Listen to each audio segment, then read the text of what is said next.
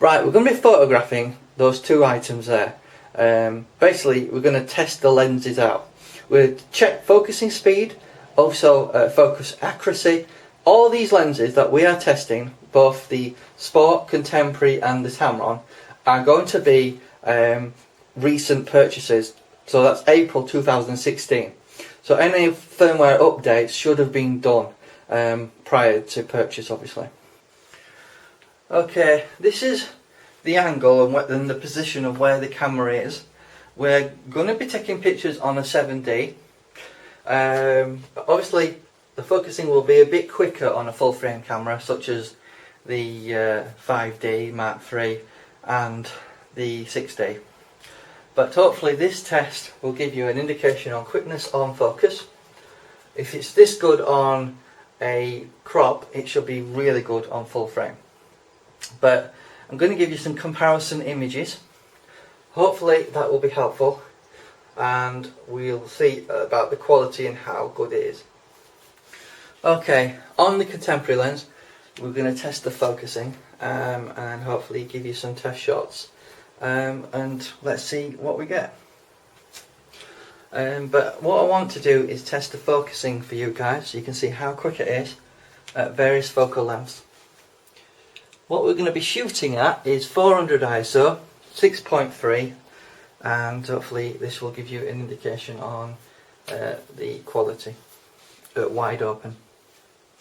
So at 150mm on this lens on a crop sensor body, keep in mind at 600 we'll be getting 960mm in focal length. So let's defocus it to its minimum of 2.8. Okay, that's focused nicely. Let's go to infinity.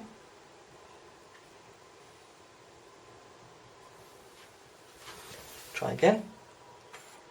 Okay, that's nice. Quite quick. So let's zoom in to 300mm. Okay, we're in there. Now let's move it to its minimum focus, and let's test how quickly it focuses. That's nice and quick. Let's go to infinity.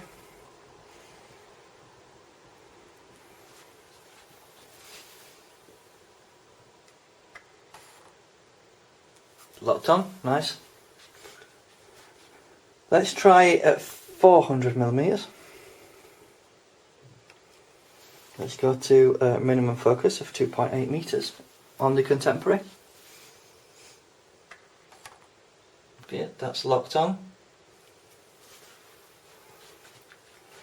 Let's go to infinity.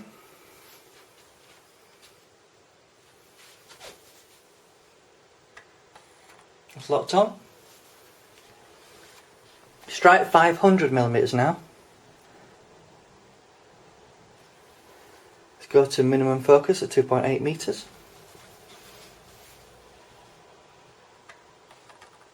It's locked on. Let's go to infinity. Give that another try. Right, it's locked on. Let's try it 600mm. Let's put it to its minimum focus.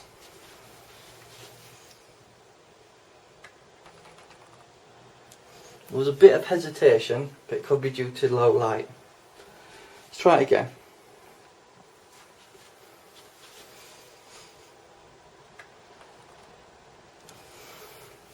Slight hesitation, but it still got there in the end. Let's try infinity.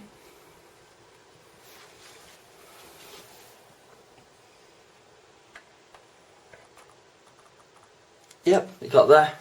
It's possible that we're not quite aligned, so let's just move it up a little bit.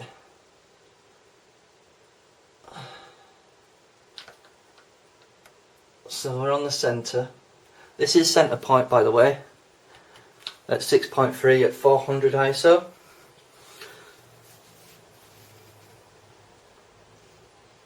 So let's go to 2.8 meters again.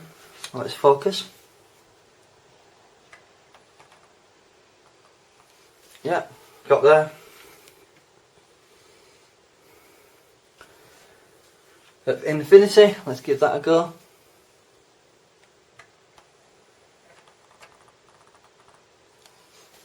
And it got there. So it does seem to hesitate a little bit at 600 millimeters, but not a huge amount. And that's the Sigma Contemporary. And that's the quickness of the focusing on the Sigma Contemporary. Next we're going to try the Sport, and then hopefully that will be helpful. Okay, here is the beast, the 150 to 600 sports lens. I can tell you it is quite heavy. So we're going to do some focusing tests, and hopefully it'll give you an idea how quick it is compared to the Contemporary under the same conditions. And I hope you find it useful.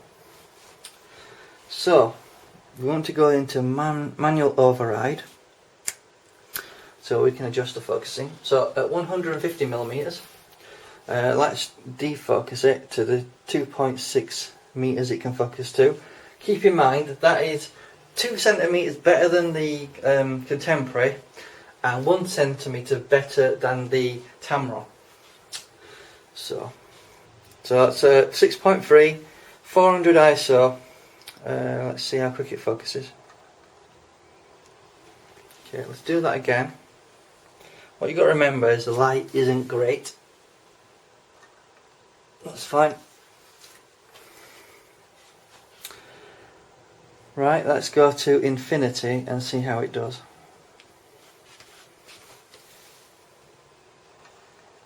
It's fine. Right, let's go to 200. It is extremely stiff to move the actual zoom ring. So let's give that a go at minimum focus. That's fine.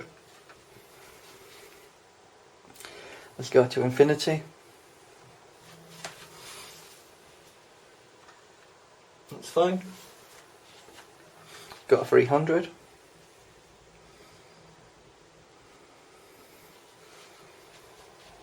Minimum focus. That's fine.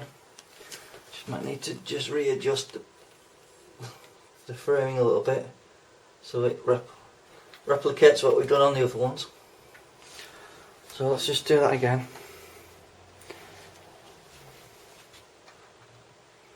That's fine.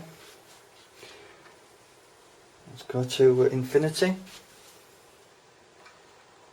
That's fine. I noticed that the framing needs to be adjusted a bit more with the bigger lens in terms of your single point focusing.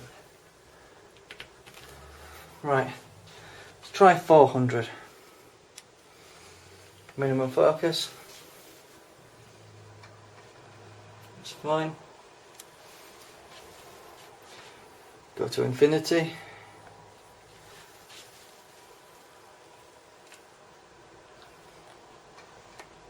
That's fine. Go to 500 millimeters. Minimum focus. That's fine. Infinity. That's fine. 600 millimeters, and it is really stiff at that end. Let's go to minimum. That's fine. I do find the weight of the lens drops it down a bit on you when you're tightening your tripod. And your minimum.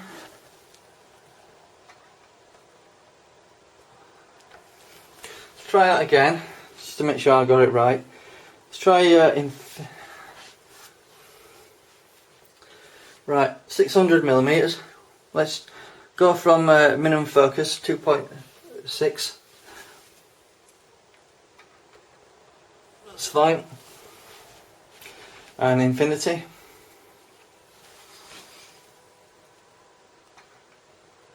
That's fine. And that's the quickness of the focus.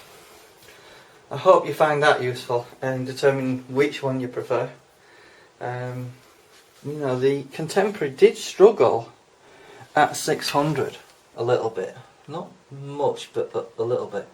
Let's try infinity. There you go. It does seem to be a better focusing system than the Contemporary, but only slightly. I hope you found this video helpful in terms of determining how quick the focus is. Hello, and here's the Tamron. We're going to do the similar test to what we've done with the Contemporary. It's important to note though that the minimum focus on the Tamron is 2.7 meters instead of 2.8, so it is a bit better for close focusing. Now, as we've done with the Contemporary, we're going to stick to 6.3 at 400 ISO. If you're interested in having a test shot at f8, I will provide that so you can compare both lenses on the same subject matter. So, without further ado, we're going to test the focusing. So, 150mm, let's go to minimum focus and test it.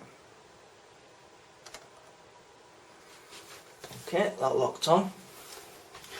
Let's go to infinity.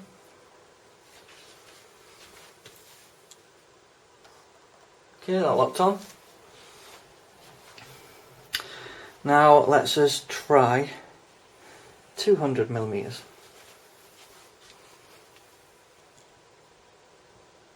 And a minimum focus. Okay, we're locked on. Let's try infinity. I must say that the actual focusing ring is a lot smoother than the Contemporary and easier to turn. Okay, we're locked on. Let's try it at 300.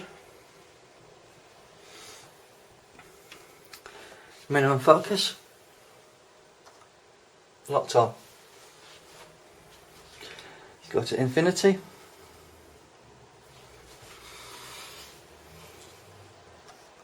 Locked on. Let's go to 400. Let's go to minimum.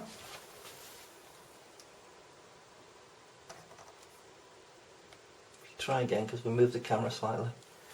Let's try that again. Locked on. Let's go to infinity.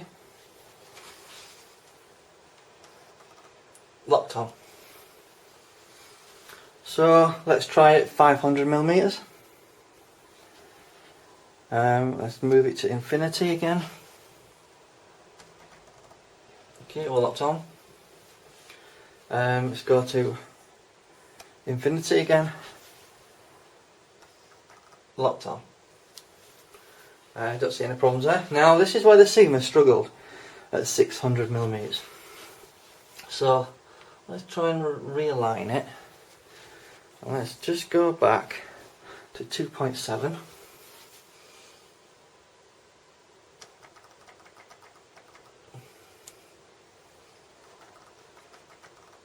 Right, it got there. However, I'm surprised. That means some of the other reviews I've seen sort of indicate there was a problem with the Sigma. Well, there seems to be a problem with the Tamron as well. It is low light though. Try again. But infinity. Let's try that again.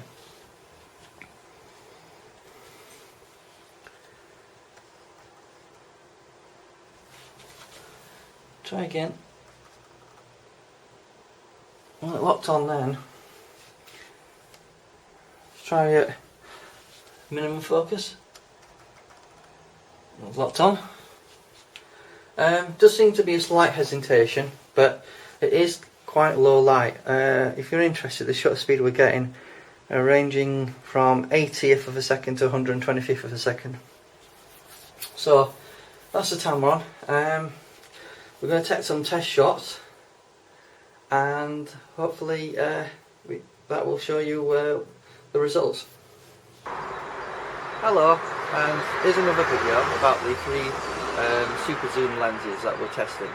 I've come outside to do a test, so we have some real world examples for you to see. I wanted to do this video outside, so there was no complaints about being a not fair test because it was indoors regarding the testing of the lenses. So I'll get some examples for you and just watch them. Thank you.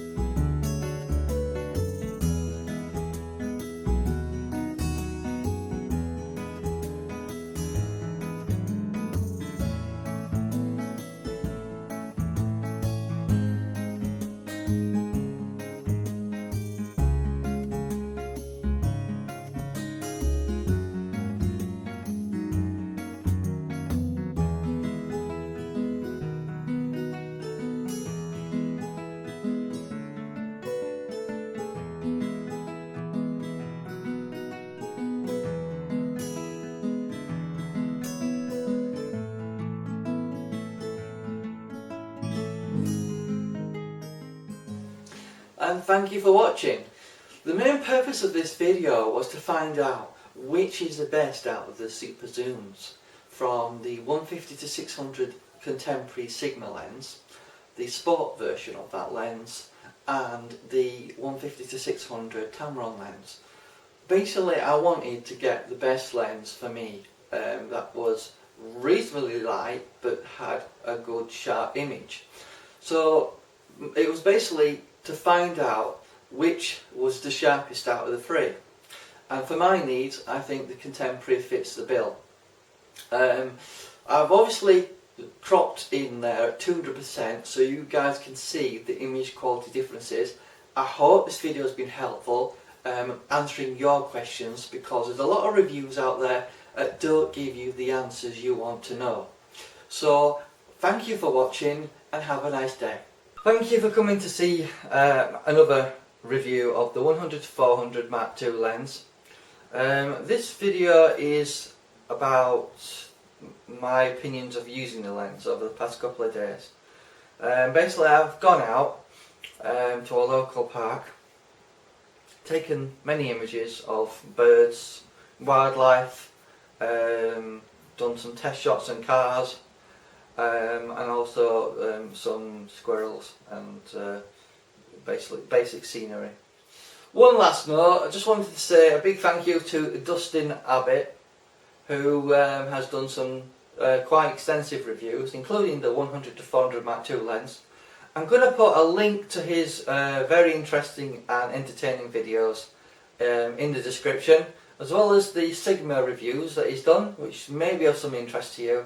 If obviously this video has put you off the 100 to 400, possibly consider one of the Sigmas or the Tamron.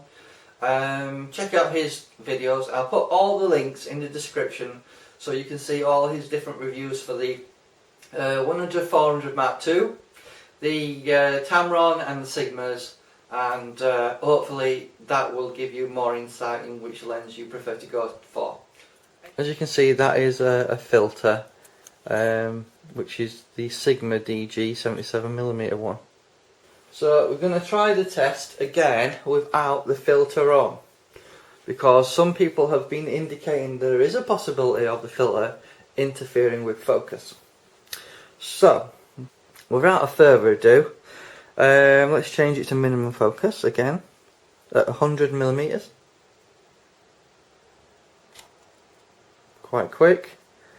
Let's change it to infinity. Quite quick. Let's change it to 200. Minimum focus 98cm again. Fairly quick. Let's change it to infinity focus and try again. Okay, so we're going to change it to 300mm this time. Change it to minimum focus again, and let's change it to infinity.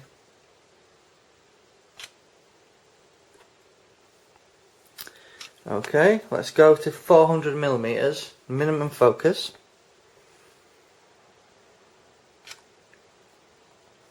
And let's change that to infinity at 400mm.